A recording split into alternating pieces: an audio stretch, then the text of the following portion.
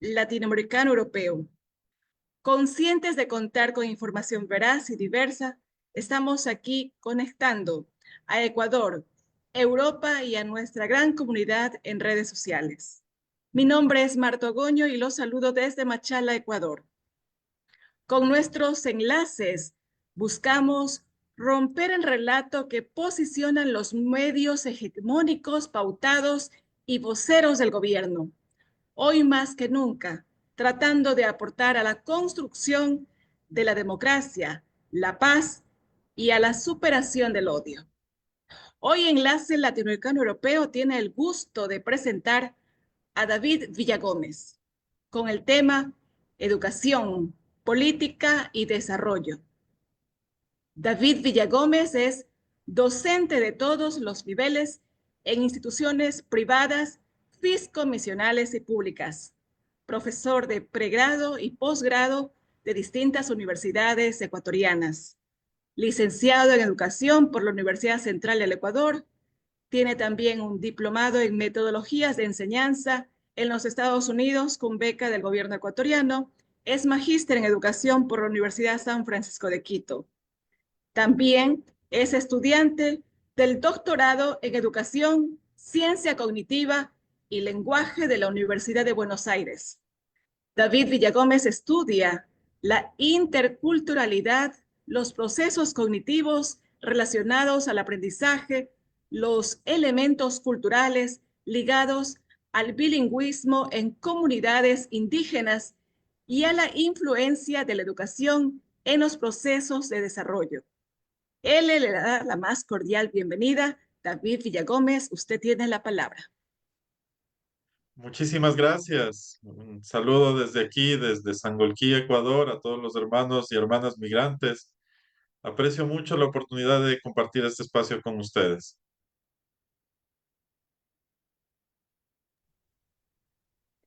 Muy bien, muy buenas noches. Soy Elizabeth Sáenz Grueso y llevaré la moderación del conversatorio desde Alemania. David, tú que vienes... bueno, les digo que en él conversamos con David Villagómez. Ahora damos inicio a la ronda de preguntas y el tema de esta noche es educación, política y desarrollo. David, tú que eres del campo de la educación, a mí me gustaría saber en primer plano cómo está, a grosso modo, la situación educativa en nuestro país. Bueno, es algo que quería compartirles, ¿no? He preparado una pequeña presentación para compartir algunas ideas sobre la educación, pero bueno, de manera general estamos horrorizados por cómo la violencia se ha tomado las instituciones educativas. Hay casos horrorosos de cómo han avaliado escuelas, del consumo de drogas en escuelas, del reclutamiento de estudiantes en instituciones educativas, no solo en los sectores rurales, sino también en los urbanos, ¿no? Realmente la violencia se ha tomado con saña la educación en el país.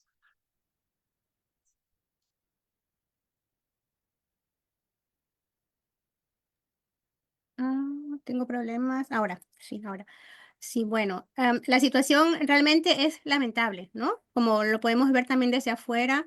am, no solamente es la violencia, es también la falta del Estado, ¿no? La presencia del Estado. Me pregunto hasta qué punto el Estado a estas alturas pues ha abandonado el campo de la educación, porque no es solamente la cuestión de presupuesto, sino que seguramente serán otros campos. Así es, así es. Bueno, es una ausencia total, ¿no? Hay un desconocimiento total de los últimos gobiernos, debo decirlo, en qué se necesita para que funcionen las comunidades que están, las instituciones educativas y las comunidades que están alrededor de esas instituciones, ¿no? Son procesos complejos que necesitan de medidas planificadas que los gobiernos no han hecho. Eh, bueno, no sé si ahora Marta me dice que si puedo empezar con la presentación, pero veo que hay otra mano levantada. Sí. No sé si hay Como previamente gustes tú, algún si quieres comentario. atender primero la mano y si no, pues puedes iniciar con la presentación. Estás como co-host y por eso pues puedes iniciarla. O Marta, ¿tú tienes Ok. la presentación? ¿Quién la pone? Eh, la tengo yo, pero no sé si Edmundo, si desea hacer su pregunta para no dejarla Bueno, esperar. adelante, Edmundo, porfa. Desde Suecia. Bueno, bueno, posiblemente tú ya lo vas a tocar, lo que yo estaba pensando, el tema, pero bueno, lo digo, tenemos el tema de educación, política y desarrollo, ¿no? A tratar esta noche. Yo estaba pensando, digamos, cómo se calcula la pérdida del país, la pérdida del Ecuador. Lo que tú estabas señalando, hay reclutamientos, digamos, de estudiantes también para el sector de mafias y de venta de drogas. Eh, sí, ¿cómo se calcularía, digamos, la pérdida del país? ¿Hay formas, digamos, de recuperar datos en este tiempo, digamos, de antidemocracia que estamos viviendo, ¿verdad? Y de asesinatos y de todo. Dentro del sector estudiantil hay unos cálculos por ahí. No sé si lo podrías tocar ese tema, digamos, en tu presentación. Sí, bueno, hay algunos datos que tengo que compartirles en relación a la deserción escolar, en relación al número de adolescentes que están participando en delitos, ¿no? Y que coincide, bueno, estos resultados que lamentablemente no los traje para compartir, pero coincide en que las provincias, las ciudades, los sectores en general más afectados por la violencia y la pobreza, pues tienden a tener los peores, los menores índices en desempeño académico, ¿no? Pues lo cual resultaría bastante obvio, ya que pues en esos ambientes de violencia lo importante es salvar la vida, ¿no? Y pues la educación quedaría en un segundo plano. Pero eso es algo que podría presentarlo en relación a la pregunta, eh, que lo tengo por aquí. Probablemente esto aporte también a responder la consulta que Edmundo me acaba de hacer. Ah, ok, sí se puede ver la pantalla, ¿verdad? Perfectamente, sí. Bueno, la idea, ¿no? De hablar sobre educación política y desarrollo, tengo que hacerlo en coherencia con la situación política del país, ¿no? Esto es un tema amplio, pero tiene que ser abordado de acuerdo a la coyuntura del Ecuador, ¿no? Entonces, tengo preparado aquí algunas ideas. Entre esas ideas previas es este alarmante dato sobre la participación de menores de edad en actos delictivos y cómo esto ha crecido desde el 2021 hasta el 2023. Eso es un dato pertinente por toda la campaña mediática que se ha realizado ahora con la absurda idea de tratar de convencernos, ¿no? De que los adolescentes merecen toda la carga de la violencia del Estado en contra de ellos, ¿no? Eh, bueno, antes de abordar sobre ese tema más, regresemos sobre estos menores implicados en delitos. Aquí está la primera provincia más afectada por el número de chicos, de menores de edad en delitos, es Guayas. Esto es un dato de un estudio hecho por la defensa, ¿no? Esto es, me parece que en el año 2023, no, perdón, en abril del 2024. Y pues este portal también recolectó información de la Fiscalía para realizar estas tablas. Ustedes ven, ¿no? Cómo el crecimiento es exponencial en delitos como, bueno, como asesinato, por ejemplo, ¿no? En Guayas, 17 chicos, 17 personas estuvieron involucradas en delitos de asesinatos versus a 33. Es casi el doble de personas involucradas en estos delitos en el 2023. Estamos hablando que el 2024, cuyos datos no se incluyen aquí, fue un año mucho más violento que el 2023 y pues ahora estamos rompiendo récords históricos en lo que lleva del 2025. Así que hay esa probabilidad de que este escenario sea incluso peor, ¿no? Estos son los datos de Pichincha, que es la segunda ciudad con menores implicados en delitos y los delitos en los que están, en los que han participado estos chicos, ¿no? La siguiente provincia es Manabí, le sigue Esmeraldas, que pues sabemos está pues devastada por la cuestión del narcotráfico y la violencia. En Esmeraldas, recordemos también que han habido, como en otras ciudades del país también, como Durán, balaceras dentro de instituciones, cerca de instituciones educativas. Entonces son límites que jamás habríamos pensado que podríamos pasar, ¿no? Con respecto a cómo la violencia ha afectado a la educación. Y pues la segunda provincia con índices de menores implicados en delitos en la Sierra Ecuatoriana es Imbabura, ¿no? Ahora, además de todo esto, además de todo esto,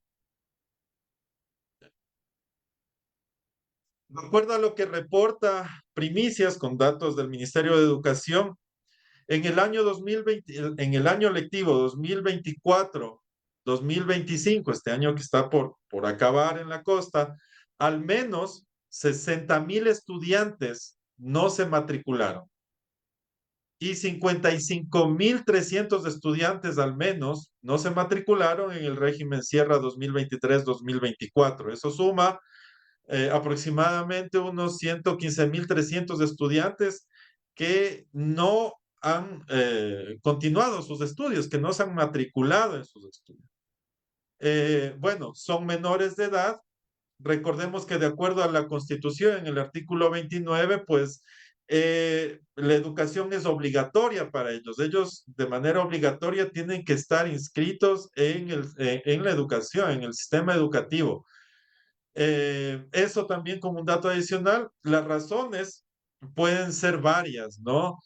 Eh, pero hay que también notar cómo también la pobreza ha aumentado en los últimos años, ¿no? De acuerdo a los datos del Instituto Nacional de Estadísticas y Censos, la pobreza por ingresos fue en diciembre del 26% y a diciembre del 2024 fue del 28%.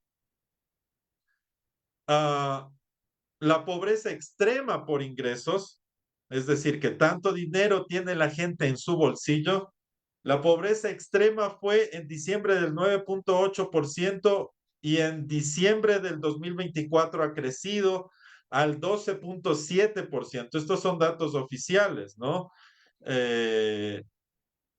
Hay otra medida de la pobreza, ¿no? Esta medida de necesidades básicas insatisfechas que incluye algunos otros parámetros, por ejemplo, el nivel de educación de los padres, el nivel de ingresos, el acceso a servicios básicos, el hacinamiento en la vivienda, de acuerdo al número, cuántas personas viven allí, de acuerdo al número de habitaciones, etcétera, ¿no? Las condiciones materiales de la vivienda, si tiene baño, letrina, pozos sépticos, si el piso es de tierra, etcétera.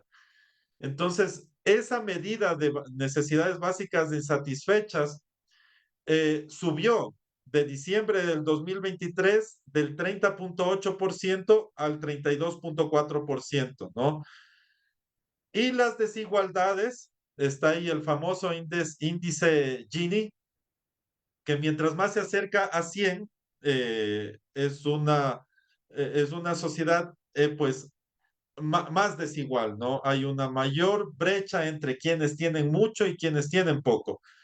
Y pues ha crecido la desigualdad a la par de estos indicadores de pobreza desde del 45,7 al 46,3. Entonces, esto nos da una pista, ¿no? De tratar de buscar una explicación de por qué tantos estudiantes desertan del sistema educativo ecuatoriano. No solo públicos, ¿no? También estos son datos de todas las escuelas fiscomisionales y privadas incluidas. Otros fenómenos se dan también por la migración. Al igual que, pues, como acabamos de ver, este reclutamiento del que están siendo objetos los estudiantes en estas edades, ¿no?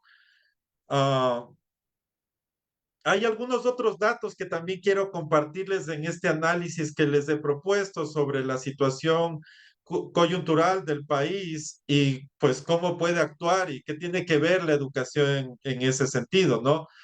En una encuesta a nivel nacional en 2022, el Ministerio de Cultura trataba de ver cuáles son los hábitos en cuestión de lectura y hábitos culturales de la población ecuatoriana, y para eso se encuestaron a 15.492 viviendas. Los resultados de estas encuestas es que en Ecuador se lee en promedio un libro completo o 2 libros incompletos al año. Es decir, en el Ecuador se lee entre los que, en promedio, ¿no? Entre los que leen mucho, en los que no leen nada, un libro completo. Hablamos de sociedades como la finlandesa, y ustedes, compañeros migrantes, están cerca, y pues ahí en Europa, la cultura de la lectura son hábitos muy arraigados, ¿no? Que explican en muy buena parte por qué tienen esos niveles de desarrollo. 70, 90 libros al año en promedio por persona, son los índices de esos países que pues distan muchísimo y son muy claros para entender también, ¿no? La precariedad en la que vivimos actualmente y ciertas ideas que son fáciles de implantarse en la sociedad ecuatoriana y lo manipulables que podemos ser, por ejemplo, pues a estas intenciones mediáticas de distorsionar la opinión pública de acuerdo a los intereses de determinados políticos o poderes económicos. Siguiendo en esta línea, 1 de cada 10 personas realizan alguna práctica cultural, como tocar o entonar algún instrumento musical, elaborar productos artesanales o bailar o participar en alguna agrupación de danza. Las fiestas tradicionales, las fiestas patronales, los patronos, ¿no? Los santos de determinadas comunidades, barrios, ligados a la religiosidad, son los eventos a los que más asisten los ecuatorianos, con un 39.6% de los encuestados. Las obras de teatro, solo un 16%. Y al evento con menos actividad son las ferias o presentaciones de libro, 8.4%. Los espacios patrimoniales lideran un 20%, mientras que a los museos, centros culturales y galerías solo un 6.6% de los encuestados asisten. El 87.2% de estas familias ve videos por distracción, en su tiempo libre ve videos gratis por internet, y el 78.2% mira televisión, y los noticieros son los más vistos por los encuestados. Entonces, es una realidad preocupante porque mientras hay un bajo estímulo del desarrollo cognitivo, del pensamiento crítico que favorece la lectura, hay una gran exposición a los noticieros y a la televisión. Bueno, hay algunas cosas que podríamos decir de cómo estos noticieros implantan verdades en las personas que no están pues habituados a un análisis crítico de lo que reciben. Se implantan también a través de la televisión estos modelos de personas, ¿no? Vinculados al narcotráfico, a la vida banal y fácil, que en los chicos se convierten en modelos a seguir, ¿no? Pero no hay ni de parte de ellos ni de parte de los padres una actitud crítica hacia lo que ven, hacia lo que se les presenta por la televisión, por toda esta falta, ¿no? de una cultura lectora, y también por esta falta de exposición a expresiones culturales que les haga más sensibles y que les haga pues ejercitar más su pensamiento crítico. Y dicho sea de paso, no es que la población pues sea la culpable de esto, ¿no? No van es muy probable que no vayan al teatro, a galerías o a museos o a exposiciones de libros porque simplemente no existen en las comunidades. O sea, es algo que la política pública no ha considerado acercar hacia la población. Es algo totalmente ajeno para ellos. En alguna entrevista, pues que ustedes también hacían a Javier Lazo, él, bueno, conocemos que es un gran lector, ¿no? Una persona, un intelectual y un gran lector. Él proponía, ¿no? Y hacía esta crítica hacia la importancia del desarrollo cultural y hablaba de, bueno, de estos eventos de cine que habían en años anteriores y que simplemente se han dejado de dar. Y la importancia también, ¿no? De acercarse a las obras artísticas, al arte, a la danza, al teatro, pues por toda la capacidad del mundo artístico que tiene para sensibilizarnos, para entender nuestro entorno y también para hacernos pensar. Un poco más sobre la realidad política del país, pues esta falta de sentido crítico, ¿no? La población es muy susceptible a la manipulación mediática. Es que hay una serie de evidentes falsedades que se comparten por los medios de comunicación, bueno, que han vendido su conciencia, si es que alguna vez la tuvieron, para defender los intereses de determinados poderes económicos y políticos de manera descarada. Son hacedores de la opinión pública con claros intereses, pues particulares, ¿no? Y pues lo que se esperaría en la sociedad es que, bueno, sea multitudinariamente rechazada esa conducta, pero vemos que siempre tienen más y más, o al menos se mantiene la palestra que se les da a estas personas, ¿no? Y a estos medios de comunicación. Bueno, también esta idea, ¿no? De que el país retrocede a la barbarie. Yo como educador, como padre de familia también, tengo dos hijas, como esposo, como padre de familia, como educador, preocupado no solo por mis hijas, sino también por mis estudiantes. Yo veo con mucha preocupación, compañeras y compañeros, que esta ataque a, a elementos básicos de la dignidad humana, ¿no? Es decir, la gente realmente celebra de que se le atrape a un menor de edad. Generalmente son perfiles racializados hacia la pobreza, hacia las minorías étnicas, ¿no? Y celebran que sean agredidos, que sean torturados, que sean desaparecidos, que sean asesinados. Eso a mí me preocupa. Yo veo como un retroceso grave hacia un estadio de barbarie, ¿no? Celebran mucho la mano dura, la militarización, pero lo que es importante rescatar es que en ningún país civilizado, en ninguna sociedad civilizada, ha funcionado la mano dura y la militarización para garantizar estados mínimos de seguridad y de bienestar. Eso no es así.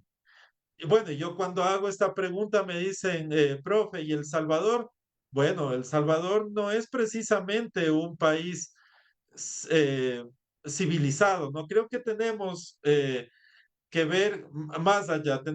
Creo que tenemos que fijarnos de estándares mucho más altos, ¿no? Y tal vez estoy pensando en Dinamarca, en Suecia, en Noruega, en Islandia, en Alemania, ¿no? En donde lo que ha garantizado estándares mínimos de bienestar son pues instituciones fuertes y servicios de óptima calidad de educación, de salud, acceso al arte, crear comunidades con espacios limpios y seguros en donde las personas puedan estar en contacto con la naturaleza y pues rodearse de otras personas, ¿no? Construir comunidad.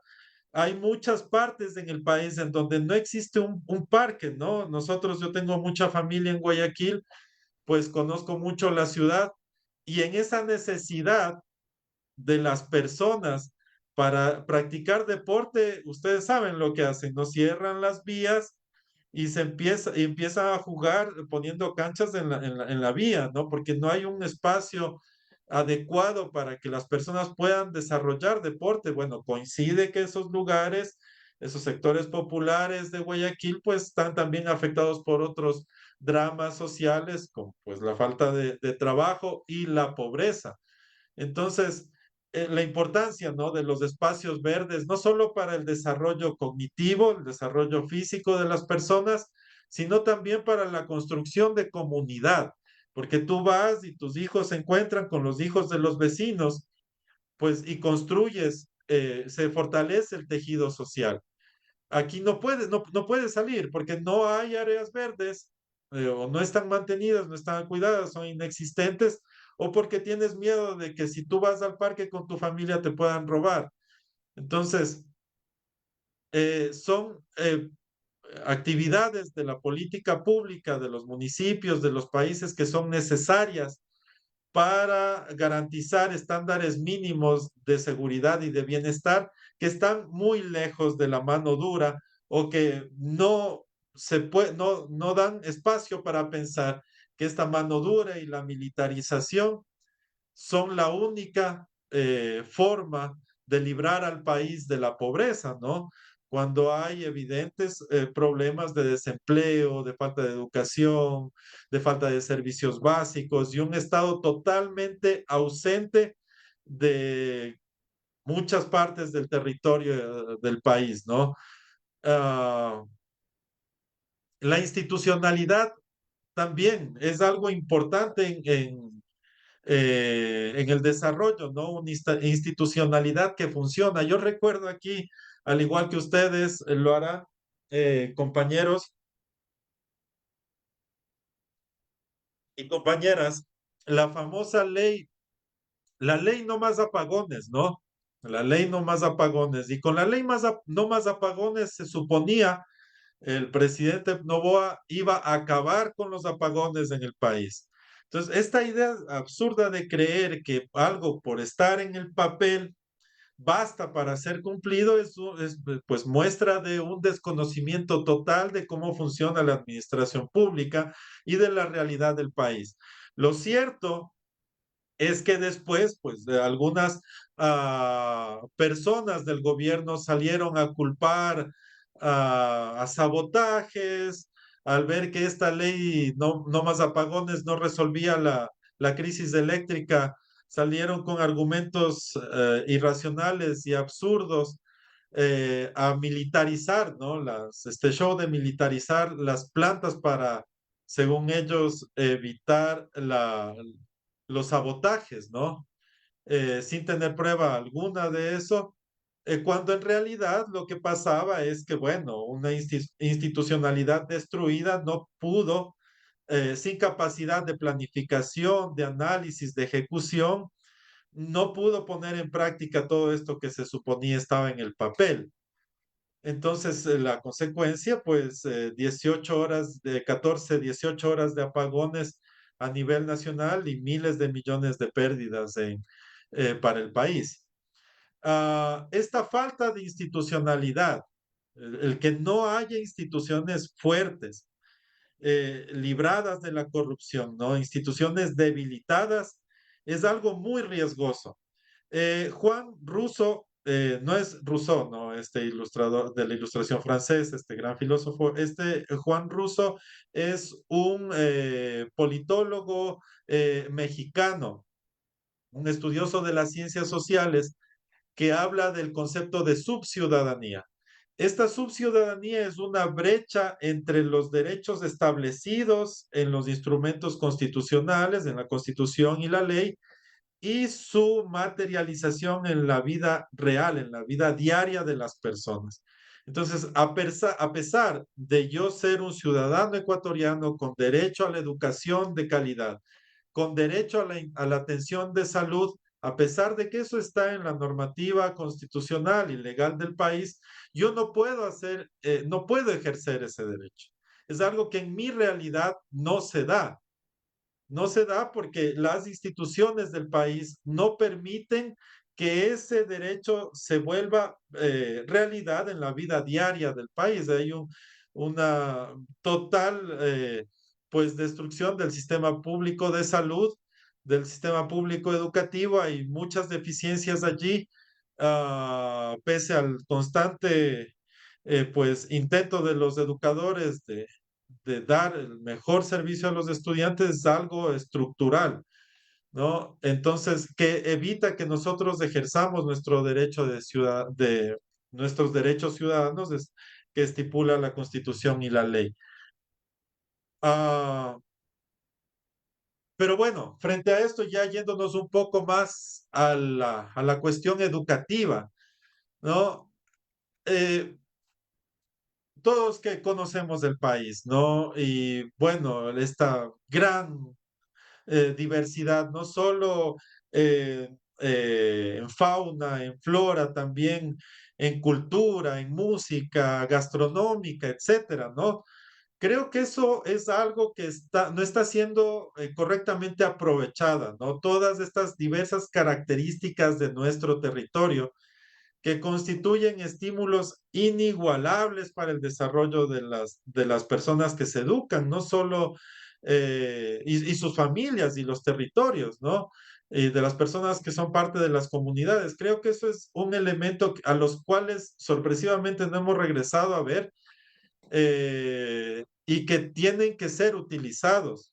Toda esta riqueza de la diversidad de nuestro país, como por ejemplo el entorno natural del que se beneficiarían o se benefician las instituciones de educación rural en nuestro país, ¿no? Es que si nosotros nos ponemos a pensar cuánta estímulo hay, ¿no? Para el desarrollo de las personas en esa variedad de sonidos, de olores, de texturas, de formas, de colores, a las que pueden acceder los estudiantes en lugar de estar pues en las aulas, ¿no? Creo que lo natural, lo correcto sería aprovechar estas riquezas y abrir la escuela a estos entornos naturales. Yo recuerdo cuando visité Barcelona, que las escuelas que ofrecían estas experiencias de contacto con la naturaleza o estas experiencias que incluían el plantar huertos en la institución educativa, eran carísimas. Eran pensiones de 700, 600 euros. Y aquí hay esa riqueza que no está siendo aprovechada, ¿no? Creo que es necesario despertar esa conciencia sobre los entornos naturales y cómo eso beneficiaría los procesos pedagógicos. Y siempre queda esta idea de campesinar la ciudad, ¿no? ¿Qué es campesinar la ciudad? Bueno, llevar esta riqueza y estas prácticas que también la ruralidad tiene que enseñar al sector urbano, ¿no? En este propósito de acercar la ciudad hacia cómo se producen los alimentos, hacia el respeto de la tierra, hacia el respeto del agua. Y también estas prácticas de huertos, de agroecología, que están muy ausentes en las escuelas urbanas, que son un fin en sí mismo y también pues un instrumento para desarrollar la solidaridad, el sentido de comunidad, el aprender, el cuidar juntos esto que nos está dando un fruto del cual podemos comer. Entonces, estos son elementos que aparte de toda lo que nos enseña del cuidado de la tierra, de la naturaleza, ayuda a construir comunidad. Y eso es algo que, volviendo a todo lo que hemos analizado, está perdido, ¿no? Cada quien opta por el sálvese quien pueda, no nos cuidamos unos a otros, entonces esto contribuye a esa recuperación del tejido social. También el acercarnos a las dinámicas cotidianas en el barrio y la comunidad. Creo que la educación tiene que también acercarse a estas dinámicas cotidianas, ¿no? A los saberes que están dentro de nuestras comunidades. ¿Qué es lo que saben nuestros padres? ¿Qué es lo que pueden explicarnos nuestros padres de la historia del barrio, de la historia de la ciudad? Nuestros abuelos, ¿no? Un cúmulo tan valioso de experiencias, de trayectoria de vida, de vivencias, definitivamente tiene mucho que aportar al aula, a los procesos pedagógicos. Entonces son fuentes de conocimiento que estamos dejando desperdiciadas y pues nos está alejando, no está evitando que nosotros nos acerquemos y que la escuela se acerque a la comunidad. Y por supuesto, el arte, el deporte, la música y la productividad local.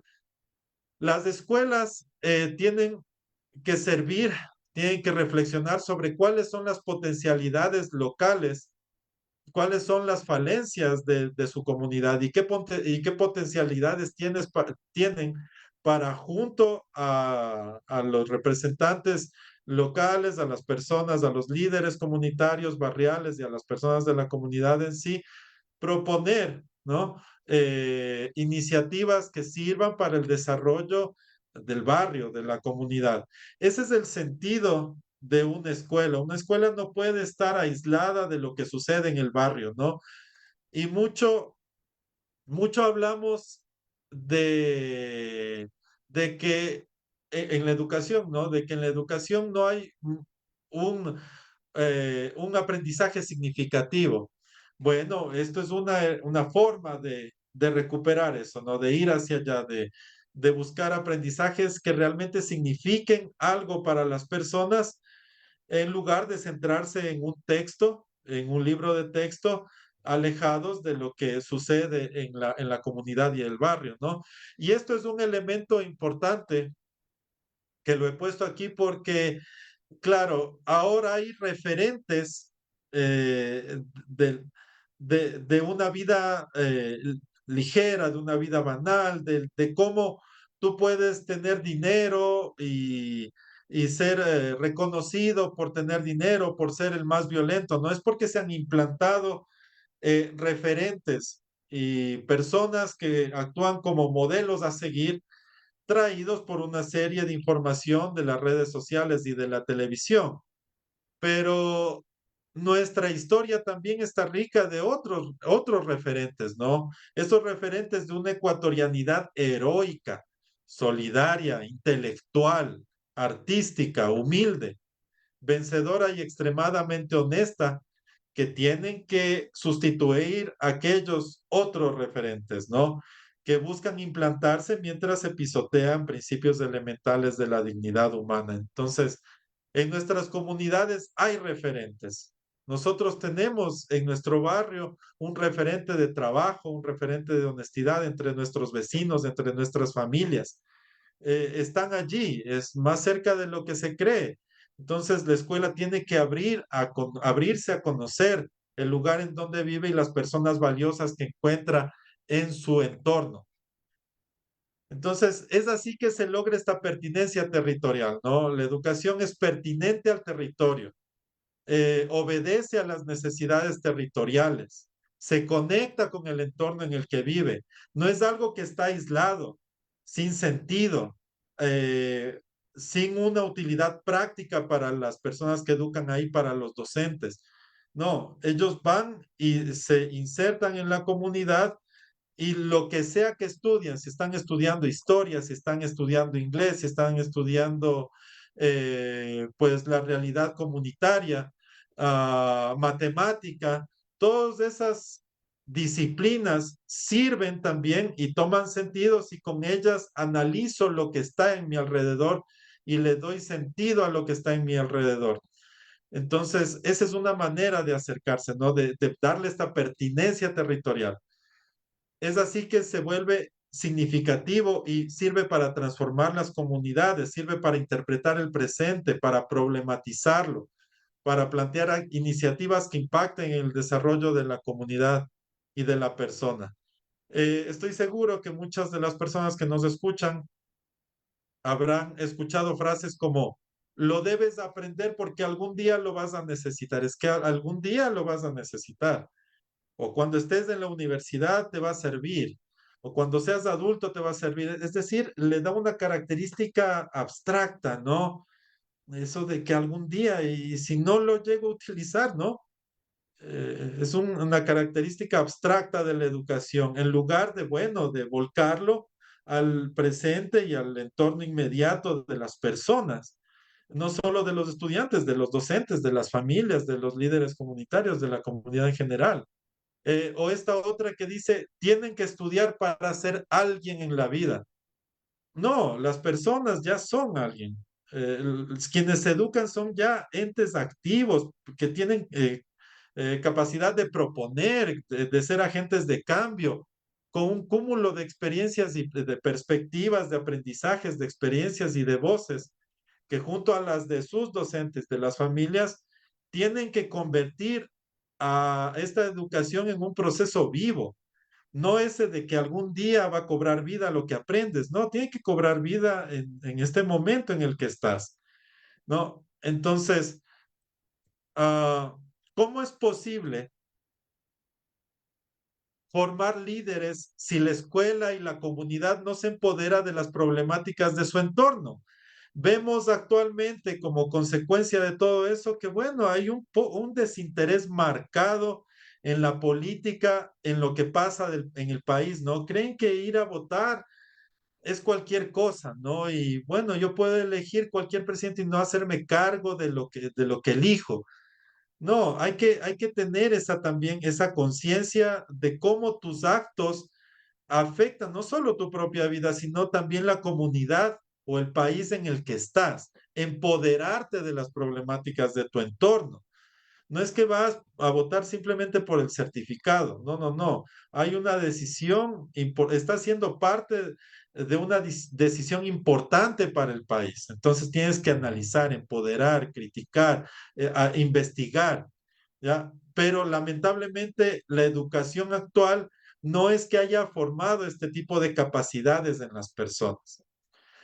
Otra pregunta, ¿cómo formamos personas críticas y solidarias si la escuela y la comunidad no es consciente de sus problemáticas para proponer soluciones con base en sus propias fortalezas? Entonces, yo no puedo esperar que los chicos sean personas críticas si no les he enseñado a analizar el entorno en el que viven, qué piensan de las cosas. ¿Ah? Cómo ellos diagnostican, qué cosas creen que se pueden cambiar, qué fortalezas identifican, qué necesidades, qué fortalezas, qué capacidades creen que tiene su barrio, su escuela, su comunidad para proponer un cambio. Entonces son ejercicios de pensamiento elementales que forman después a personas que van a tener un rol más crítico en la sociedad, ¿no? Para no dejarse llevar por toda esta manipulación mediática como sucede en la actualidad. Entonces, ¿qué sentido tiene la educación sin la comunidad? ¿Y qué sentido tiene la comunidad sin la educación? Uh, todo esto nos lleva a afirmar que la educación es una práctica política. Esto es algo que mucha gente se horroriza, ¿no?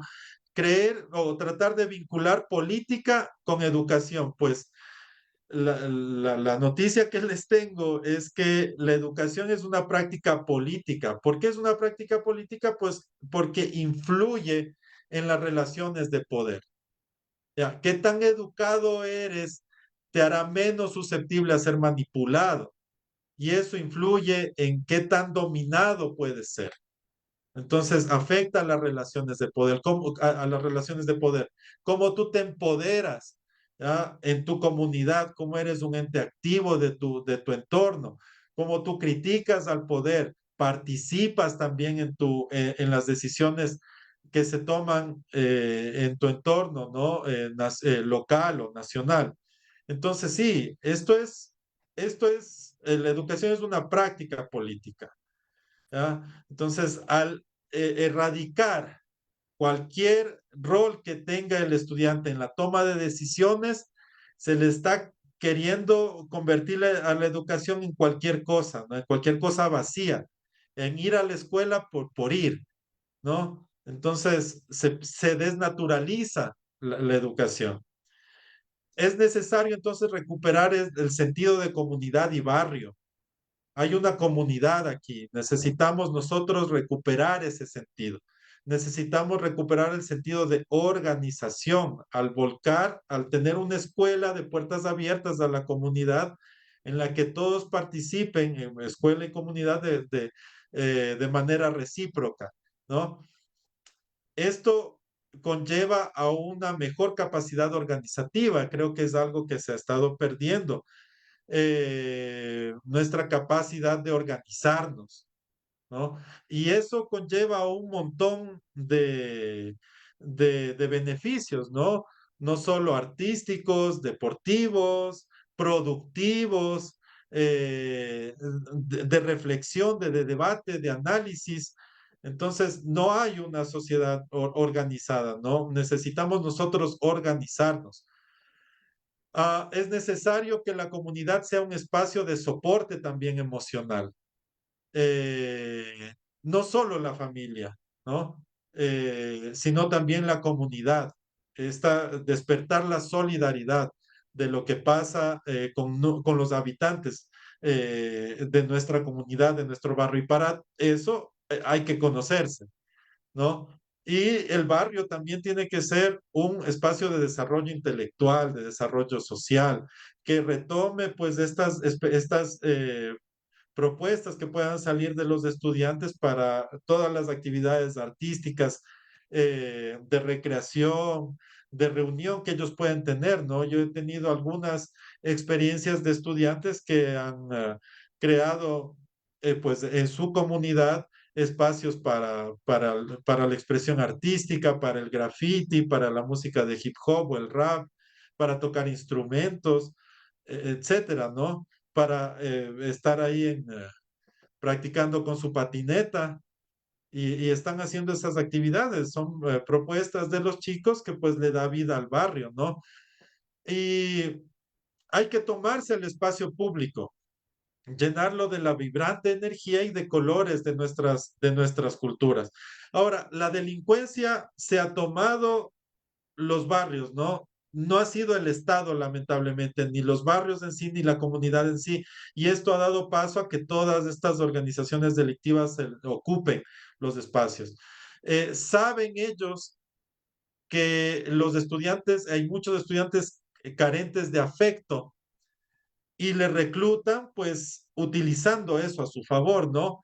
Porque se presentan a sí mismos como personas que comprenden la situación, que entienden y que van a ayudar a la persona, a los chicos, les dan oídos, escuchan sus problemas, pretenden que pueden solucionarlos. Y los chicos carentes de afecto dentro de la escuela, dentro de su comunidad o dentro de su familia, pues recurren a todos estos elementos de la delincuencia para pues buscar el afecto que no tiene en otro lado, ¿no? Y también, claro, todas estas ideas que tú puedes proponer, estos espacios en donde no se te da oído, no se te da espacio para que tú puedas proponer lo que piensas de tu comunidad, lo que te gusta, lo que no te gusta, pues son utilizados por estas otras bandas, por las bandas, ¿no? En donde ellos sentirán que pueden expresarse y hablar y decir cosas. Ah, la pobreza, ¿no? Estos chicos marcados por la pobreza que ven que dentro de su barrio, dentro de de su espacio comunitario, no van a poder desarrollarse y tienen que buscar espacios fuera de la ley, fuera de la sociedad para desarrollar sus ideas, para desarrollar quienes quieren ser. Y bueno, para terminar, eh, hay que recordar que las instituciones no son virtuosas por sí solas, dependen del tipo de personas que las componen, ¿no? Entonces necesitamos una educación que forme a las personas. Hablan mucho actualmente del cambio de constitución, ¿no? Quieren una nueva constitución, como que si eso fuera el problema, ¿no? Puede ser la constitución que sea, implantar las leyes que sean, si no hay instituciones con personas correctas, honestas, virtuosas, que las lideren, que las compongan, pues nada de eso tendrá el menor sentido. Es necesario formar las capacidades, ¿ya? La gente necesita, para el desarrollo humano, necesita formar capacidades organizativas, no las hay. Capacidades productivas, capacidades de liderazgo, no las hay, ¿no? Capacidades de diagnóstico, cómo yo diagnostico, cómo tengo yo la visión de ver qué es lo que pasa en mi barrio. Si no soy capaz de eso, mucho menos seré de hacerlo en el país. Capacidad de planificación, de evaluación, capacidades de deliberación, de estar en un entorno y exponer tus ideas y escucharlas de otros. Ahora, esto es totalmente eh, bárbaro, como una persona acaba a otra porque no defiende pues al mismo político, ¿no? Y es un odio encarnizado entre personas, ¿no? Es una intolerancia brutal que se vive en el Ecuador actualmente y hasta violento. Entonces, no hay esta capacidad de deliberación, de dar tus ideas de manera sustentada, argumentada, de participar, ¿no? Una persona no está acostumbrada a participar y mucho menos de aprender de manera tolerante unas con otras. Esta interacción escuela-comunidad debe brindar los espacios para el desarrollo de estas capacidades a través de proyectos escolares, la participación de los líderes barriales y comunitarios, la investigación de campo, el enfoque interdisciplinar, es decir, acercar la escuela a la comunidad. Entonces, compañeras y compañeros, muchas gracias. Hay que entender que la educación es una actividad política que nos tiene que llevar a entender quiénes somos, qué somos capaces de hacer y qué cosas valoramos.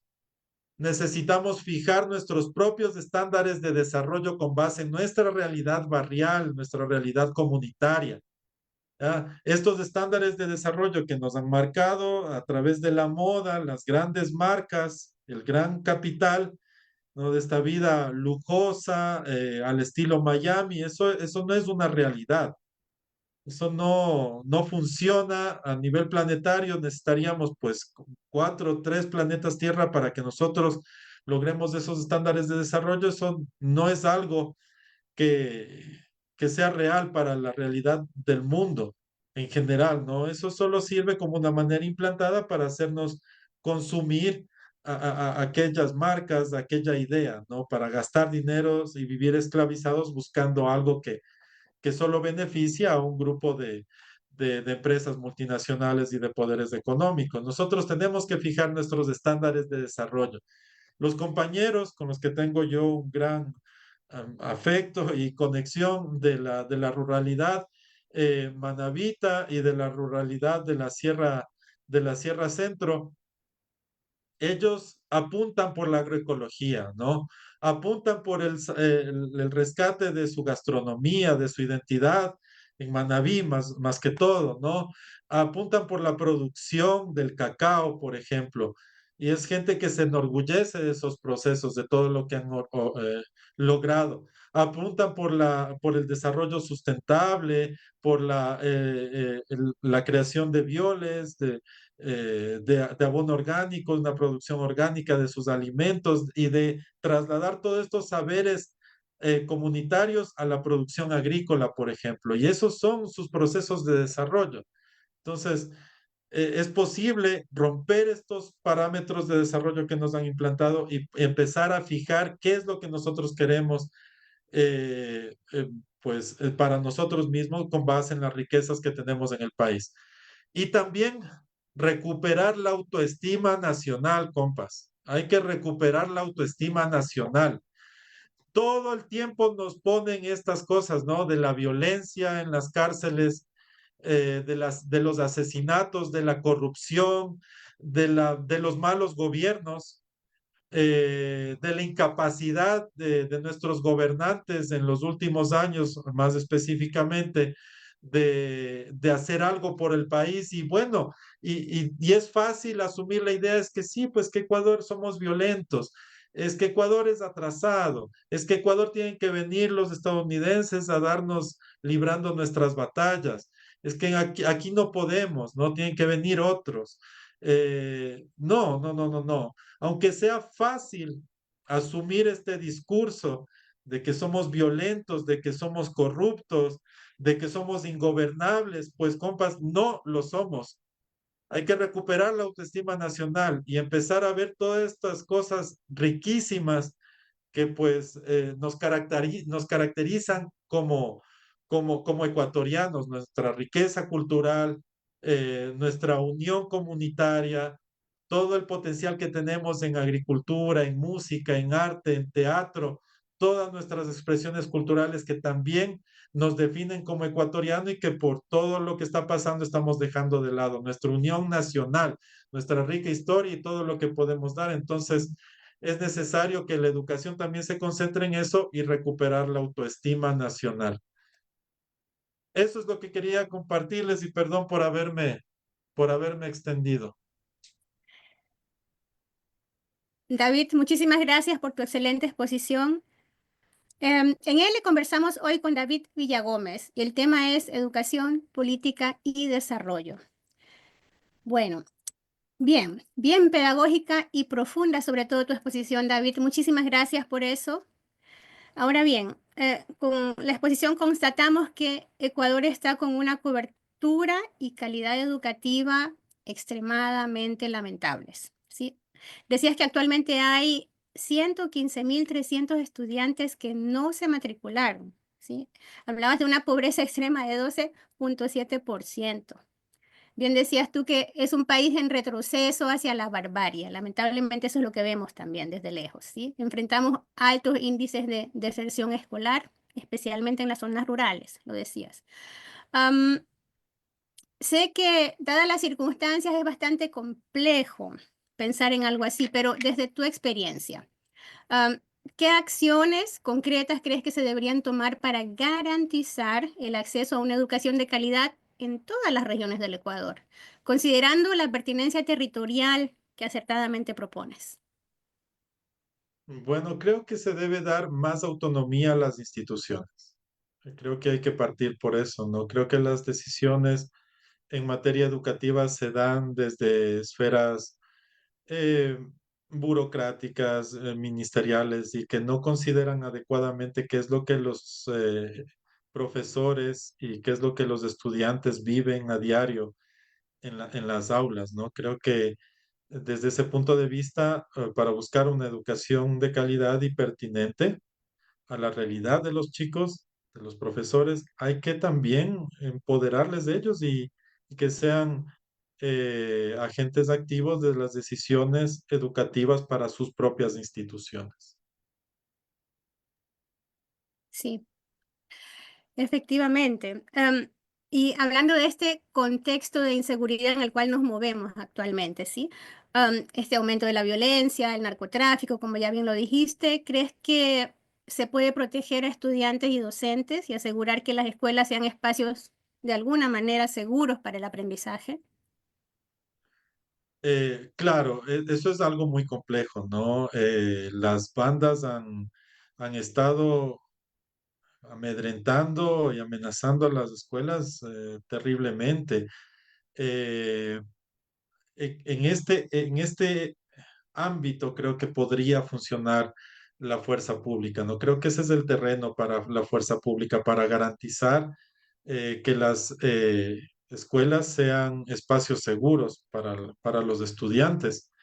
Se han identificado muchos estudiantes que forman parte de las bandas y que amenazan a sus compañeros, venden drogas en los recintos educativos. Hace poco, no sé si llegó a ustedes el video dolorosísimo de un estudiante que apuñaló a otro, me parece que fue en Manabí. Yo lo tengo en algún lado y pensaba ponerlo, pero la imagen es muy fuerte. Pero sucedió, ¿no? Un chico apuñalando a otro en pleno recreo durante la jornada estudiantil y a mí como educador me rompe el corazón. Creo que esos chicos, si tienen alguna presunción de participación en bandas, necesitan ser aislados, ¿no? Y necesitan ser atendidos por profesionales educativos no criminalizados, no abusados, no estigmatizados, pero sí una intervención psicopedagógica, profesional, lejos del entorno educativo, pues para precautelar también la integridad de los otros chicos. Creo que eso es importante, ¿no? Por una parte, la acción de la fuerza pública en las instituciones educativas y el otro aislar a estos chicos que han caído en bandas para darles el tratamiento adecuado, ¿no? De acuerdo a la situación. Sí, gracias por eso. Tenemos desde Estocolmo una manito alzada. Edmundo, por favor, tu micrófono. Sí, gracias por la exposición. Tú nos has dibujado una escuela modelo, digamos, en una situación casi normal. Y bueno, ahora ya has dado alguna respuesta, digamos, no estamos en una situación normal. Mi pregunta al inicio iba hacia allá. Eh, yo estaba recordando de que después de la Segunda Guerra Mundial, algunos países, digamos, tenían necesidad de hombres, porque muchos hombres habían muerto en la guerra y les tomó mucho tiempo, digamos, recuperarse de eso, ¿no? Y aumentar la población. De la misma forma estaba pensando, digamos, en lo que estamos perdiendo en los últimos 7 años en especial. Eh, ¿Cuántos jóvenes que no han podido o que no asisten? El año pasado parece que había más de 200.000 niños que no había, o jóvenes también que no habían ido a las escuelas por la inseguridad, ¿no? Lo mismo en los colegios, las universidades son afectadas, la gente no tiene trabajo, la economía está, digamos, difícil. Eh, Muchos han salido a robar, a asaltar, a hacer lo que más puedan, digamos, para conseguir sus medios, digamos, de poder vivir. ¿Cuánto perdemos? ¿Cuánto más o menos perdemos para recuperarnos, digamos, de esa barbarie que estamos viviendo en Ecuador, digamos? Eh, ¿Qué es lo que debemos hacer? ¿Por dónde empezar, digamos, después, si tenemos unos resultados positivos, digamos, en las próximas elecciones, en que ya no deshacemos, digamos, de un gobierno y que nos maltrata y que nos retrasa, digamos, ¿no? Vamos a necesitar un tiempo, digamos, de recuperación. A mí me parece que es importante, digamos, para ver, digamos, nuestro futuro en los próximos 10, 15 años. Ingenieros que se han perdido, digamos, que pueden participar en la construcción del país. Cantantes que se han perdido en la cultura, poetas que se han perdido también, o sea, por todos lados en el país perdemos en todos los sectores culturales. A ver si me pintas una película mejor de la que hemos estado hablando. Bastante difícil. ¿Cómo la ves? Bueno, bajo mi opinión, yo creo que hay una deuda con los sectores más empobrecidos. Creo que es necesario que el Estado tenga una presencia allí. Eso no tiene una lógica mercantil. Allí no hay plata, allí no hay plata. Ahí no es que van a venir las empresas muy afines al gobierno actual y a la visión política del presidente Noboa a hacerlo. No tengo yo esa esperanza. Ahí se necesita una conciencia social, ¿no? Ahí se necesita un interés social para intervenir en estos sectores populares. Y creo que eso es una prioridad, la presencia del Estado allí. y no con el ejército o no con el ejército únicamente, sino con obra social, con salud, con educación, con recreación, con áreas verdes, con espacios sanos en donde las personas puedan salir de esta cotidianidad de violencia, de amenaza, de miedo y empezar a vivir y empezar a salir. Entonces creo que eso es algo que tiene que hacerse ya, que tiene que hacerse ya. Y ahora, bueno, estos son procesos que sí toman tiempo, ¿no? Pero para el desarrollo, para la construcción de una sociedad, pero lo importante es concientizar sobre lo que tenemos que hacer, en quiénes nos tenemos que enfocar y empezar a actuar. Eso, eso es lo que yo vería desde mi punto de vista. Sí, ahora tenemos otra manito alzada de Carla Basantes, por favor. Habilite el micrófono. Buenas tardes. Muy buenas, bienvenida. Adelante. Ok, ahí estoy. Muchas gracias. Muchas gracias, mucho gusto. La verdad, bastante interesante el tema. El expositor también, muy interesantes las propuestas que hace en este contexto en el cual Ecuador está pasando una crisis terrible en el tema de educación.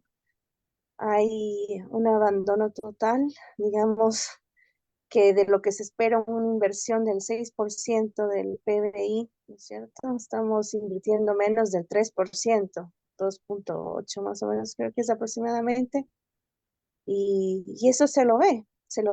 Lastimosamente, yo creo que no sé qué piensa el expositor acerca del abandono que ha tenido la educación con respecto al tema de salud mental de los chicos.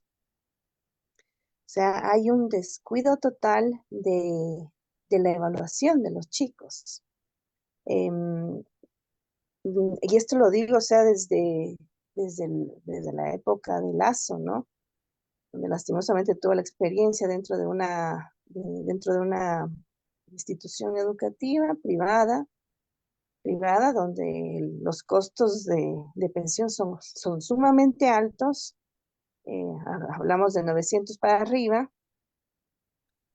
Y lo que me llamó la atención a mí es que este tipo de instituciones tiene lo mínimo básico de requerimientos por ley, ¿no? Que es un psicólogo a 300 estudiantes, lo cual a mí me parece que se necesita hacer una reforma, porque es muy loco decir que un psicólogo puede estar a cargo de 300 estudiantes. Me voy a entender lo que significa hacer 300 evaluaciones. Es medio irrisorio, ¿no? O sea, medio fuera de la realidad.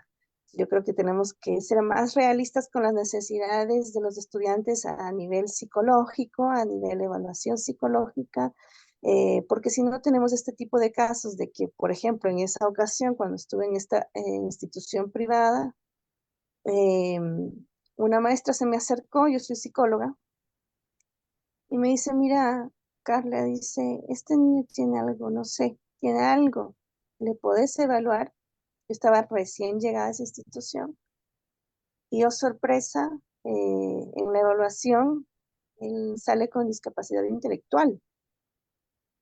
Él entró a esa escuela desde preescolar y recién en tercer grado, gracias a que estaba ahí presente, se le pudo evaluar la discapacidad intelectual. Entonces hablamos de que el sistema, ¿no? Dentro de las escuelas con respecto a evaluación psicológica está terrible, ¿sí? El mecanismo que yo sé que lo hicieron de la mejor forma en su momento, que la ley se construyó con la mejor intención, todavía está fuera de la realidad de las necesidades de los chicos que están en el sistema educativo. Sí, hablamos de que hay muchos chicos que están sin una evaluación básica, ¿sí? Ya solo con decir, ¿no? Si tiene discapacidad mental o no, ¿ok? Hay instrumentos que lo pueden hacer de manera mucho más rápida, ¿no? No practicaba una batería compleja, pero en esa situación estamos. Y si yo digo esto fue en la época de Moreno, imagínense, o sea, a la fecha actual, ¿cuántos niños con necesidades especiales están sin una evaluación y sin un tratamiento? Pude estar en la campaña con Luisa González y sí fue muy triste ver padres de niños con necesidades especiales clamando, suplicando, por favor, hagan algo. Mi hijo no tiene atención, ¿sí? A mi hijo no le dejan asistir a la escuela. No le dejan asistir a la escuela. La única opción que le dan, escuela privada, ¿eh? Escuela privada. La única opción que le dan es seguir escuela virtual. Entonces los niños con necesidades especiales están siendo excluidos. Entonces yo esto le planteo al compañero porque veo que tiene un interés en el desarrollo, en la educación, pero vale tener en cuenta que un grave problema que venimos acarreando desde Moreno, mucho más antes, porque este sistema que se implantó no estuvo muy meticulosamente armado. Hay que decir que se necesita una reforma de la ley de educación con respecto a ese tema. Eh, entonces, venimos acarreando un problema de años, ¿sí? Y que necesita una especial atención y tomar cartas en el asunto, o sea, para poder tratar el tema con los niños de necesidades especiales, ¿no? Eso le dejo esa incógnita, ¿no? Ese trabajito de por ahí análisis y plantear de que sí es necesaria una reforma. Obvio que sí, para mí, la verdad, como especialista de psicología, ¿no? Del desarrollo, veo que hay una real necesidad en esa área, especial atención. Se necesitan especialistas, por favor, no sociólogos, ¿sí? Son especialistas del desarrollo, de la psicología, ¿sí? O sea, necesitamos evaluadores, especialistas en el tema del desarrollo mental en los niños. Eso es. Muchas gracias, compañera. Yo te agradezco mucho. Totalmente de acuerdo. Y creo que el panorama es a veces incluso más triste, compañera, de lo que yo he vivido en instituciones rurales, por ejemplo, ¿no? En donde no hay psicólogos, hay un psicólogo que envía el distrito para un número de instituciones, ¿no?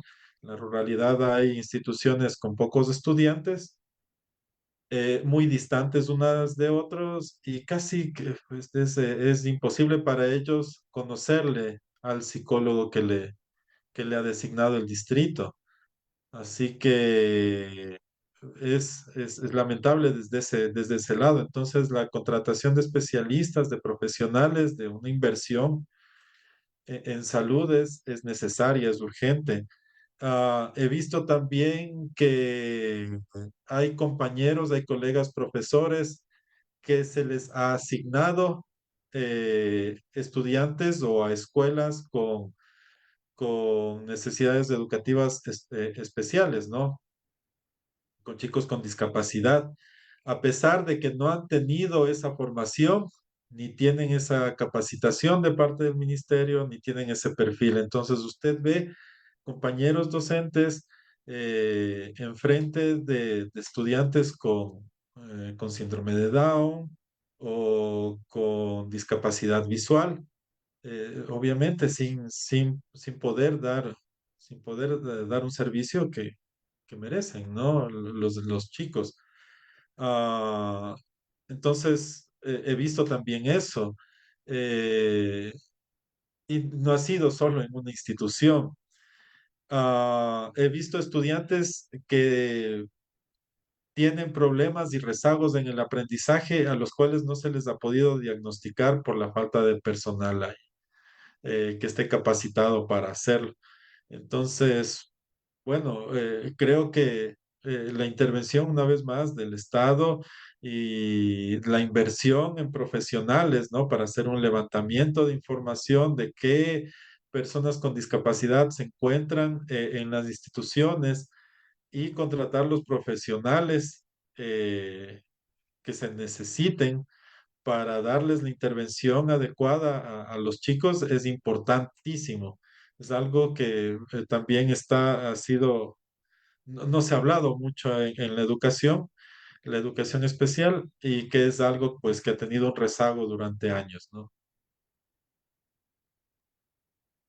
Educación especial, salud mental son temas que todavía están pendientes, ¿no? De alguna manera. Sí. Marta, desde Machala, Ecuador, por favor, tu micrófono. Listo. Se argumenta por parte de una profesora de la UNAED de origen británico que allá en Inglaterra existe por estos casos de necesidades educativas docentes especiales para atender exclusivamente a ellos y que por falta de inversión en nuestro país no hay esa atención exclusiva para ellos, para los estudiantes de necesidades educativas. O sea, para nosotros acá hemos normalizado aquello de tener a veces hasta 5 o 6 estudiantes con necesidades educativas, con grado 3 en un salón de clase, y cada docente por su carga horaria.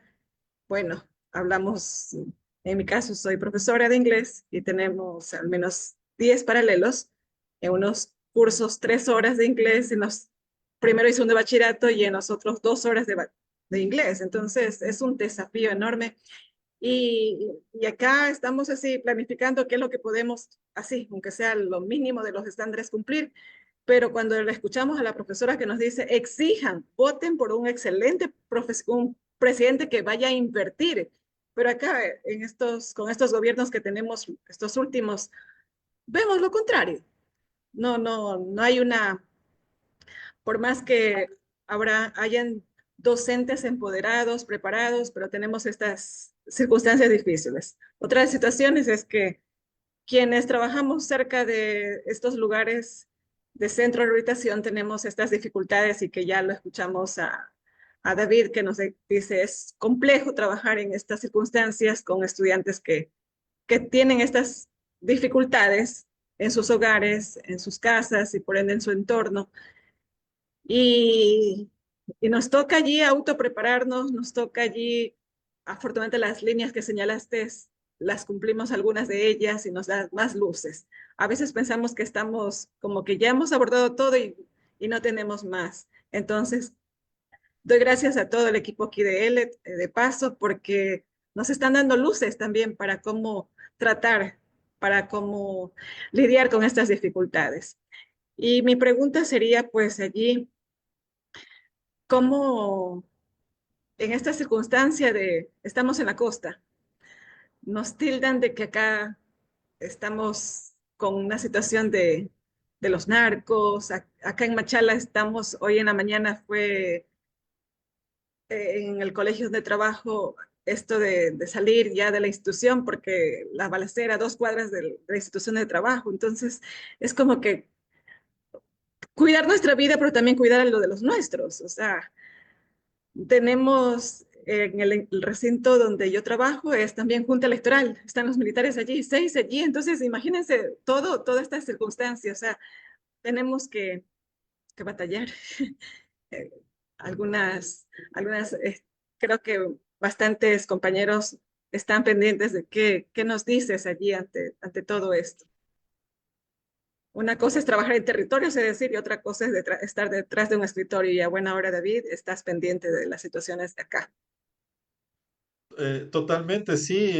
He conocido muchos compañeros que han tenido, en algunos casos, que dejar sus puestos directivos y moverse a otra ciudad por las amenazas que han tenido, ¿no? Chicos miembros de las bandas que los han amenazado.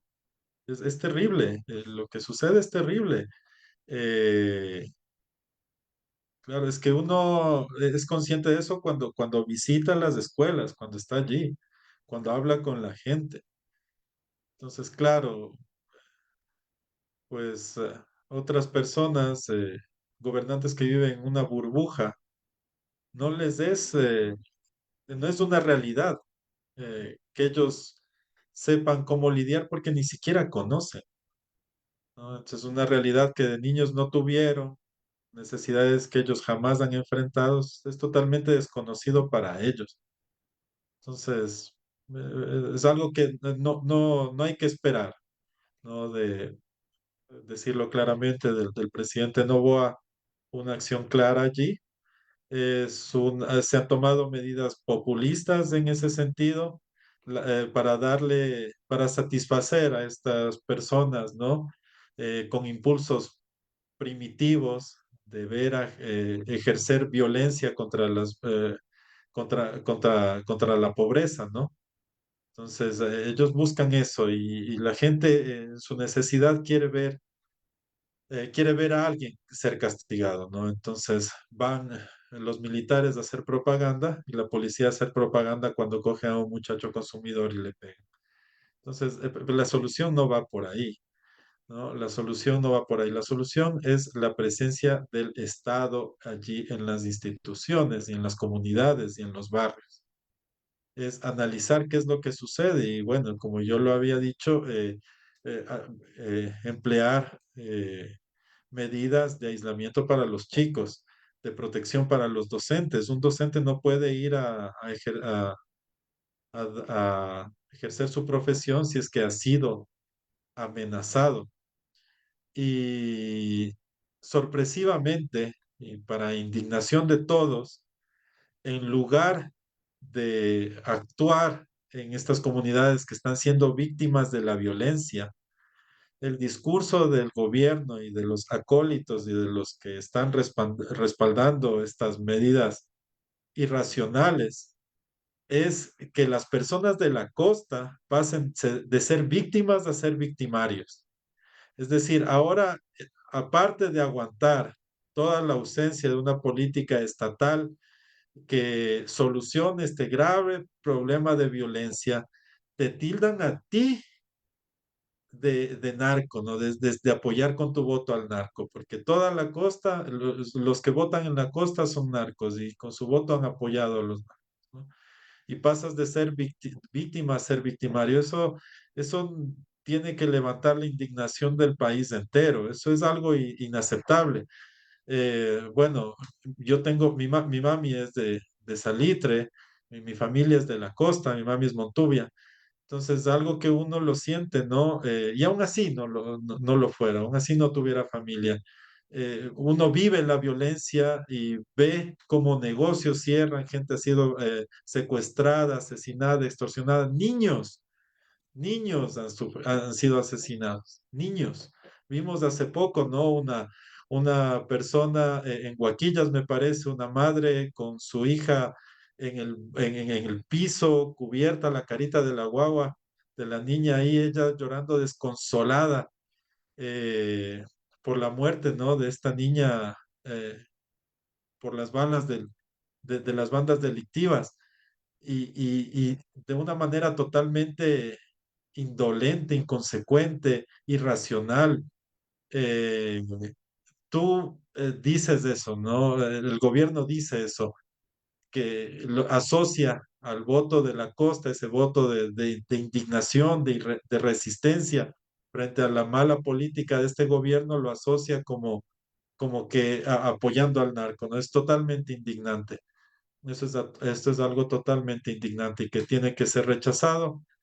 Esperemos en las próximas elecciones sepultar pues esas ideas absurdas de alguien que no es capaz de empatizar un poco con la realidad de la gente, ¿no?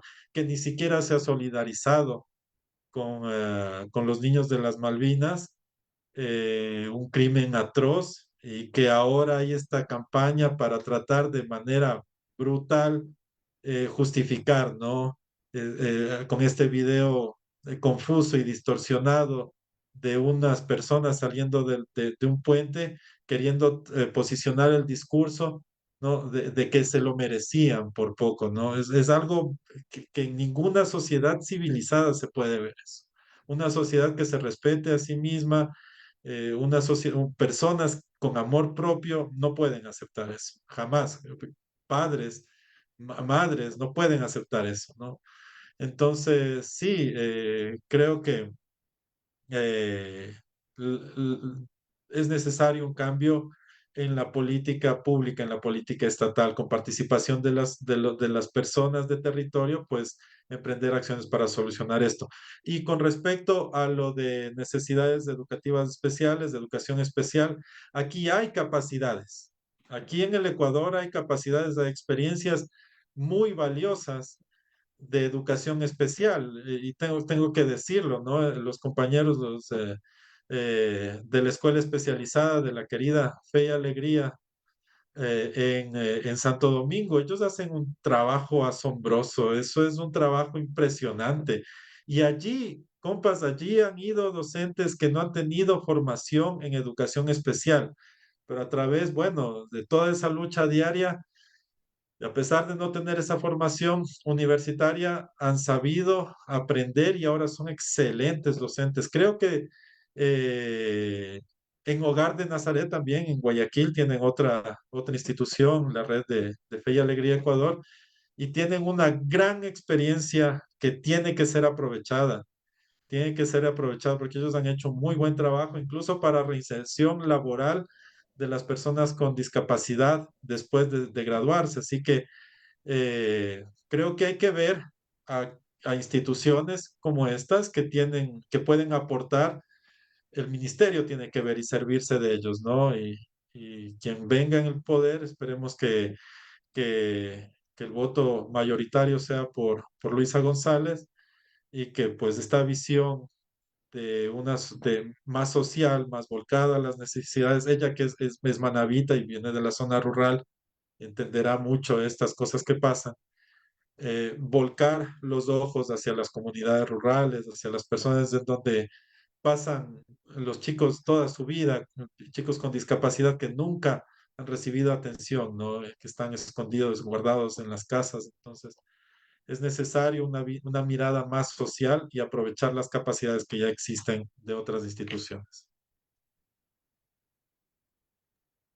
Sí, ahora tenemos una manito alzada de Juanita Medina. Por favor, habilite su micrófono.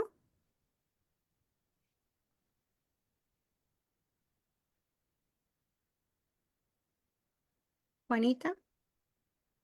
Ahora, Muy adelante. buenas tardes. Un saludo cordial desde Sucumbíos, Ecuador. Sucumbíos amazónico. Bueno, saludos a cada uno de ustedes, el mundo. David, excelente presentación. Y efectivamente hay una realidad que sí es preocupante. Realmente no sé hasta qué nivel ha tenido estos gobiernos de turno y el gobierno de Noboa, donde ha hecho, casi ha naturalizado la inseguridad, la delincuencia. Hoy es parte del cotidiano del ciudadano vivir en el temor, en el miedo. Pero ¿cuál es la preocupación? Nosotros sucumbíos somos zona de frontera. Entonces aquí tenemos varios niveles de inseguridad y con mayor porcentaje el tema de reclutamiento de niños, adolescentes, jóvenes, y sobre todo la sensibilidad de las familias. Si hablábamos, yo me recuerdo claramente que había unos porcentajes de deserción escolar y en el gobierno de Rafael Correa, con políticas públicas ancladas a esa realidad en zonas de frontera donde teníamos mayores índices de deserción, se logró minimizar al máximo. Y hoy, cuando David nos da las estadísticas, realmente es como un abismo al que hemos caído. Pero ¿cuál es una de las preocupaciones latentes? Tenemos una inseguridad, tenemos una indolencia en los jóvenes en actos delictivos y realmente no hemos logrado que la sociedad tenga la conciencia social de la que hablaste, David.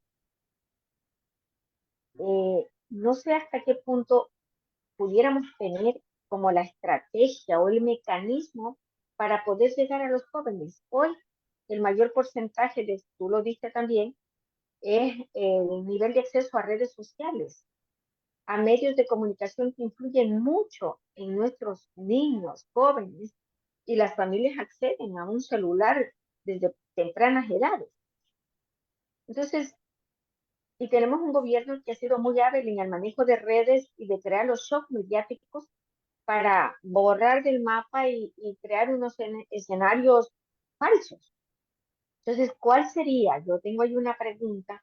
¿Cuál sería como la estrategia para en estos pocos semanas que tenemos trabajar el tema de los jóvenes? Porque los jóvenes responden a un muñeco de cartón, a una estrategia, a algo que sale en redes y que les parece gracioso, creativo, pero no hay el tema de un pensamiento consciente. Entonces, esa es una gran preocupación y que me gustaría ver si de pronto pudiéramos tener, porque necesitamos trabajar. O sea, quienes tenemos como los pies puestos sobre la tierra sería preocupante, Dios mío, y no quisiera pensarlo en que no lográramos con Luisa recuperar este país. O sea, que Luisa no llegue sería, o sea, estaríamos como acabados el Ecuador, estaríamos acabados. Y lo otro que sí me pareció interesante, lo que las compañeras manifestaron en el tema de la educación a niñas, niños, adolescentes con discapacidad, esta educación especial realmente tomó una connotación fuerte, reitero, en el gobierno de Rafael Correa, porque se hizo un trabajo histórico por primera vez, primero de la conciencia y el valor de las personas con discapacidad. Se cambió un chip en la mente del ser humano y por primera vez ya no pensaba el común de la población que una persona con discapacidad era un castigo de Dios, sino más bien una bendición y era la oportunidad de trabajar con él.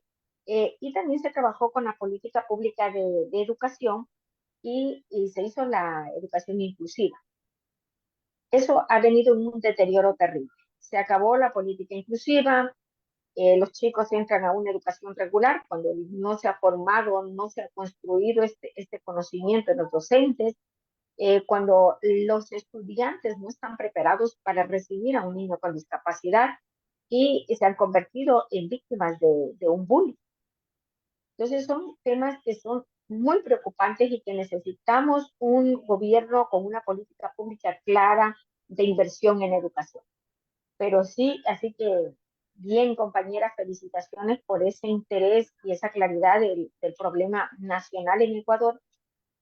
Pero sí me gustaría poder tener como una estrategia para llegar a los jóvenes, ¿sí?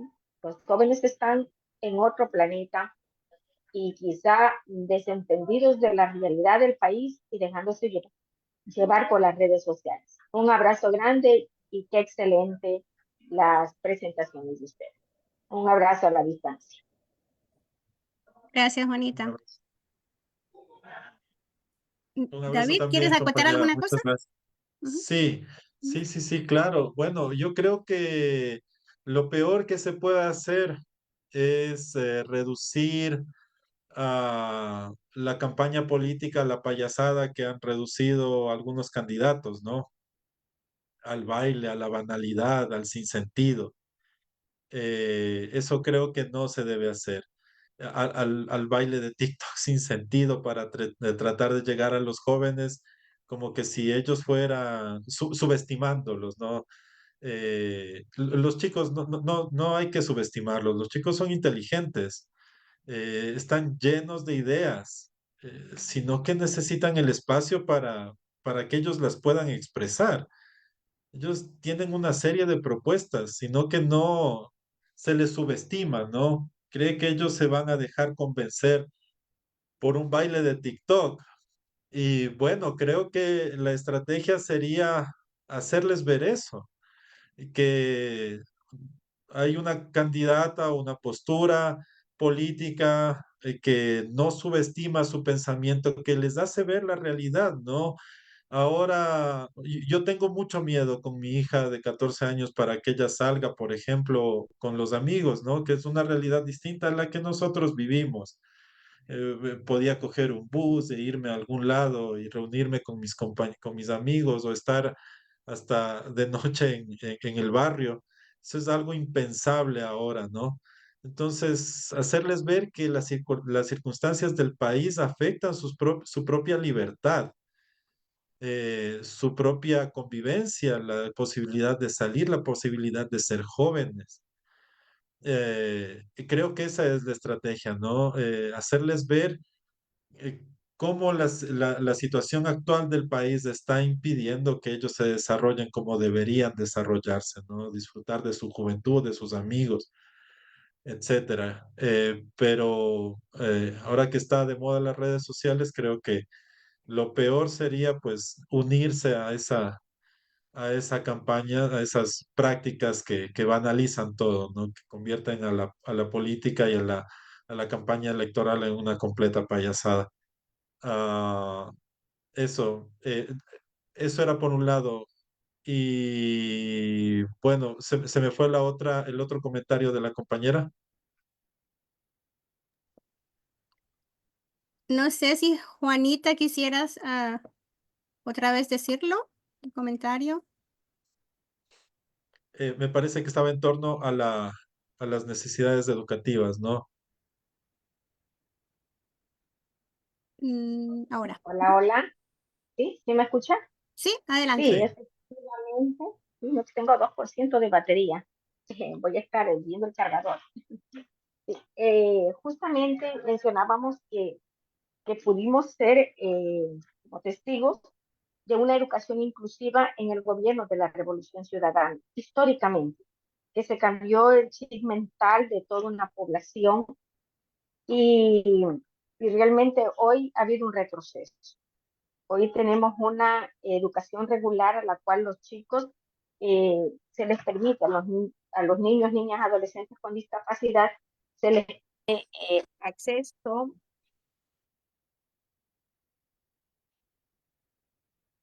se acabó Mm, el 2%. parece que sí. Ay, qué pena. Sí, Juanita, sí, pero bueno, bueno, en definitiva, como lo habíamos mencionado, ¿no? Volcar el Estado hacia los sectores históricamente excluidos, las personas con discapacidad entre ellos, en la ruralidad más que todo, a través de, bueno, de la inversión, pero no solo es la inversión, porque a veces se dan talleres de capacitación, ¿no? Pero eso no es nada si es que no se hace un diagnóstico adecuado. Los talleres de capacitación tienen que tener una pertinencia a las necesidades de las instituciones, no pueden ser capacitaciones masivas, así porque así. Eh, Tiene que haber una pertinencia a las necesidades identificadas en tal o cual institución, tal o cual realidad. Y tiene que haber un monitoreo, un acompañamiento, un seguimiento, una posterior evaluación. Es decir, no es que sea nomás de dar un taller de educación especial y ya, ¿no? Y ponerlo en los titulares o en la propaganda gubernamental como que estamos dando capacitación, ¿no? Eso no fomenta no desarrolla las habilidades de los docentes, eso no apoya en nada. Entonces creo que aparte de la inversión es la contratación de personal, un adecuado diagnóstico y un proceso de acompañamiento continuo, no solo en capacidades metodológicas para los docentes, sino también infraestructura, ¿no? Eh, para educación especial. sí es bastante grande, ¿no? Lo que hay que hacer e invertir. David, tenemos dos preguntitas más antes de cerrar, ¿sí? Considero que estarás de acuerdo conmigo en que tenemos también un asunto importante que abordar en términos de desarrollo humano, ¿sí? Que es la brecha digital y la educación virtual, ¿sí? Tras la pandemia quedó bien marcado y claro que muchas familias en nuestro país pues no tienen acceso ni al internet ni a dispositivos electrónicos, ¿sí? ¿Qué estrategias consideras necesarias para cerrar esta brecha digital y garantizar así una educación virtual inclusiva? Bueno, a mí me preocupa un poco eso, le soy sincera, le soy sincero. Cuando se habla de la inteligencia artificial como el gran eh, de la innovación educativa o de las TICs como innovación educativa, yo pienso en las escuelas con bajos recursos. Allá, si es que todos lo centramos en la tecnología, o en la inteligencia artificial como innovación educativa, se va a aumentar la brecha eh, eh, de calidad educativa. Porque hay colegios que no tienen computadoras, que jamás han visto, escuelas indígenas, escuelas rurales que precariamente tienen un teléfono para toda la familia, que nunca han visto una computadora, que no saben cómo usarla, que no tienen internet. Entonces, y que los profesores tampoco saben cómo usarla. Entonces, si se centra la innovación educativa en inteligencia artificial o tecnología, creo que eso puede aumentar la brecha de calidad, ¿no? Obviamente, colegios privados de los sectores urbanos de Quito, de Guayaquil, de las grandes ciudades, pues es una ventaja para ellos. Ellos será algo que beneficie, pero para otras escuelas no. Entonces, lo primero que se debería hacer es alfabetización digital para las escuelas rurales en especial, para ellos, ¿no? Es una alfabetización primero. Y eso demanda un costo en infraestructura, en dotación de equipos, en capacitación a los docentes y también en conexión a Internet, ¿no? Eso es importante. Creo, sin embargo, que bueno, es algo complementario, ¿no? La alfabetización digital va siendo algo muy necesario para ellos, pero creo que también hay otros elementos que a veces la tecnología eclipsa a otros, ¿no? Como los proyectos interdisciplinarios centrados en la producción agroecológica, en los huertos, en la permacultura. Creo que ahí hay mucho campo para la innovación educativa eh, y la tecnología, más que aprender la tecnología por aprenderla, tiene que ser un instrumento para que sirva a estos otros emprendimientos educativos y comunitarios. Entonces, esa sería mi opinión con respecto a eso. Gracias. Una última pregunta de Marta Armijos de Hamburgo. Por favor, tu micrófono, Marta. Sí, complementando lo que decía David, en primer lugar, muchas gracias por esa ponencia, muchas gracias, muy pedagógica. En cuanto a lo que acababas de decir, pues sí, incluso acá en Alemania y hay en otros países europeos el intento de que los estudiantes no ingresen ni con tablets ni con celular. Por ejemplo, aquí en Hamburgo hay un colegio de mucho renombre, un colegio estatal, en que se ha dicho no al celular cuando los niños ingresan van a la escuela, al colegio. A partir de, creo en los años superiores se les permite, pero también no para usarlos durante las clases y también el trabajo con los tablets que sea bien direccionado y que no sea que todo se lleve a eso. Se ha descubierto o no se ha descubierto, sino que se ha hecho estudios de que muchos estudiantes ya no pueden escribir, no tienen una caligrafía que realmente exponga lo que es la persona, lo que antes se podía hacer, se hacía un estudio de la caligrafía de la persona y decía mucho de la personalidad de esta persona, ¿no? Hoy eso está desapareciendo y las personas ya no escriben los textos y los olvidan muy rápido. Eso solamente como anuncio. Pero eso sí, no hay que desmerecer la técnica y si nosotros nos desligamos totalmente de ella, tampoco estaría bien. Tenemos que buscar, sí, un equilibrio que haya para que los estudiantes aprendan a usar la técnica, pero no que sean usados por la técnica, digamos así. Pero yo quería ir más, bueno, retroceder quizás y no sé hasta qué punto sea dable esto después que se ha hablado de otros temas, pero el asunto de la educación especial. Yo misma tengo una hermana con discapacidad, nosotros decimos con capacidades diferentes, porque ella tiene sus capacidades. Ella no es discapacitada, ella tiene capacidades. Y, pero tardó mucho, mucho tiempo hasta que realmente ella tuvo acceso a una educación especial. Y la pregunta es también en las personas con capacidades diferentes, ¿qué pasa cuando ya se pasa el tiempo del colegio, de la escuela? ¿Qué pasa con estas personas? ¿Dónde se las integra? ¿Dónde están los talleres? Por ejemplo, nosotros conocemos acá en Europa, acá en Alemania, el joven termina la escuela, el colegio, ingresa a los talleres y para eso se ha probado sus habilidades en los diferentes sectores, en la jardinería, en la costura, en la cocina, etcétera, etcétera. O pueden ser también en arte. Hay artistas, ¿ya? Hay talleres para artistas con capacidades diferentes. Pero allá es difícil. Hay lugares, pero no más se siente como que fuera. ¿Se fue David? Parece que sí. Bueno, seguramente volverá a entrar. Pero bueno, ¿cuál era la pregunta que tenías, querida Marta?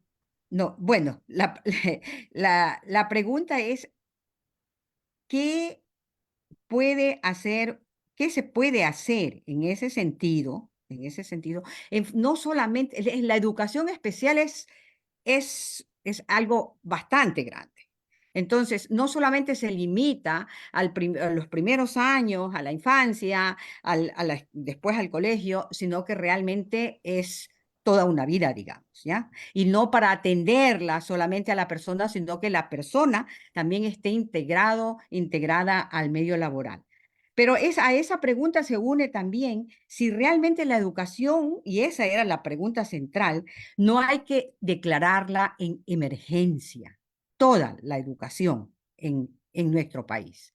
Y esa sería prácticamente la pregunta a, a David, pero David parece que no va a entrar y no sé si nosotros lo pensamos aquí, porque en primer lugar hay que recuperar a todos estos niños que están traumatizados.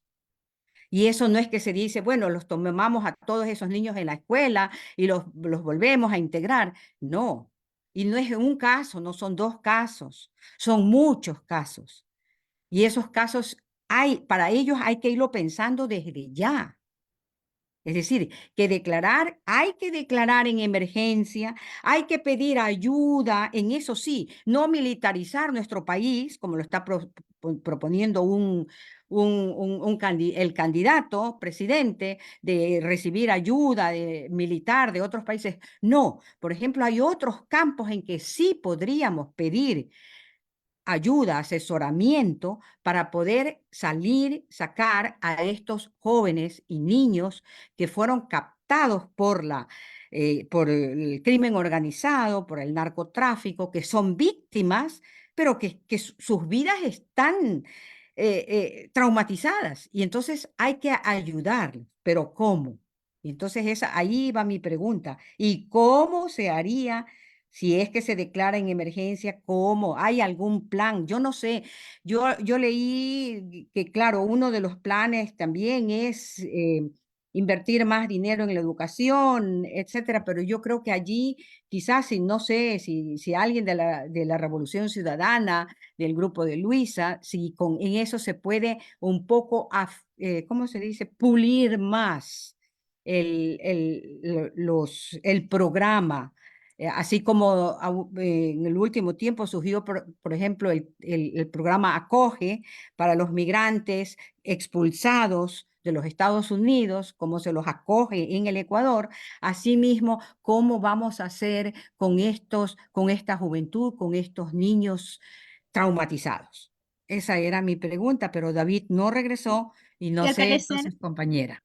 sí, gracias, Marta. Sí, al parecer tiene un problema de conectividad nuestro ponente y se nos fue. Pero bueno, quedamos nosotros y quedamos con esa incógnita, Marta, que tal vez nos las pueda responder el ponente en una segunda ocasión.